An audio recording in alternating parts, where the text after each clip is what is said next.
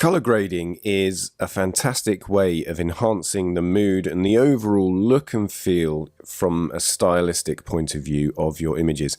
It's something that comes from video and has become increasingly popular with stills photography. And Lightroom now has these 3 color wheels which allow you to achieve the same level of control that you could when color grading your videos. So we're going to take a look at all the different controls here, how they work, and color grade this image so that you can see how it's done. So if I just turn off the grading there, you'll see the neutral version, it works well as a shot, but once we add the color grade, it just makes it look much more interesting overall.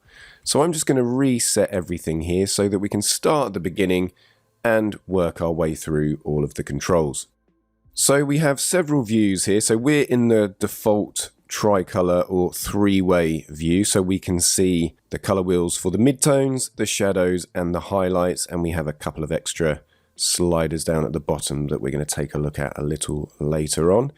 Or we can work on the individual tonal ranges. So here we have the shadows, the midtones, and there we have the highlights.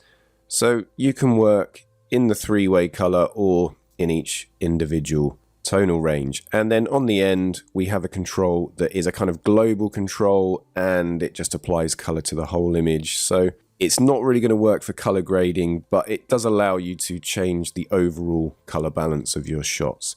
So for the tutorial, we're going to work in the 3 color view, and we'll start off with the midtones. So all we need to do is left mouse click, and then we can drag this dot around and you'll see how it adds color. So as I move it outwards, that's increasing the saturation of that particular color. And then when it's closer to the center, the saturation is much less. Now, this moves around quite quickly and freely. So what we can do here to help is if I hold down the Alt key, or that would be Option on a Mac, it slows everything down so that we can get more precision there. So that's a really useful keyboard modifier for this particular set of tools. And there are some other keyboard modifiers that work really well for us. So what I'm going to do here is just get this color to where I want it to be. So the midtones, I'm going to go for a nice orange. And if I hold down the Shift key, that locks my color, but then I can just work on the saturation. So I can just increase the saturation as required without losing that particular color that I found.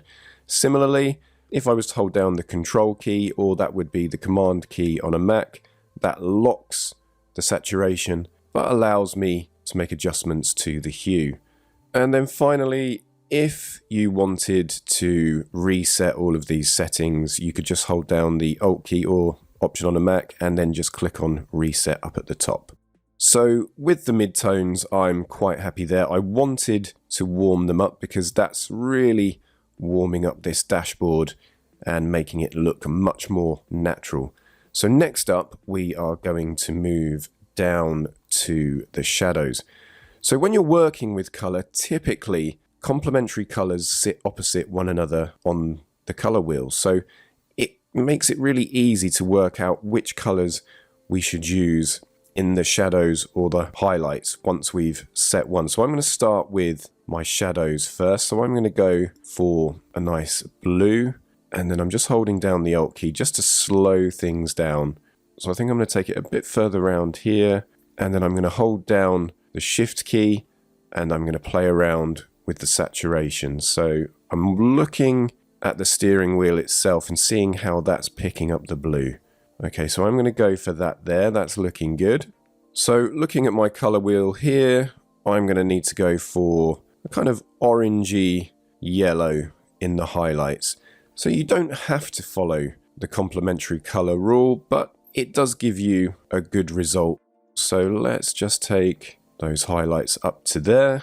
And then what I'm going to do next is I'm just going to have a play with these sliders here. So these sliders below each color wheel, so dragging it over to the left darkens and over to the right lightens. So I'm just going to take the shadows over to the right a bit to add a kind of a vintage haze in there. And then with the highlights, I'm just going to bring those over to the left slightly. So there we have our overall effect.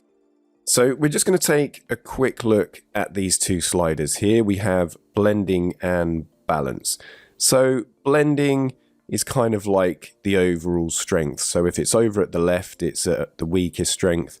And then over to the right, you'll see the effect is increasing. So you can play with the overall strength using that slider there.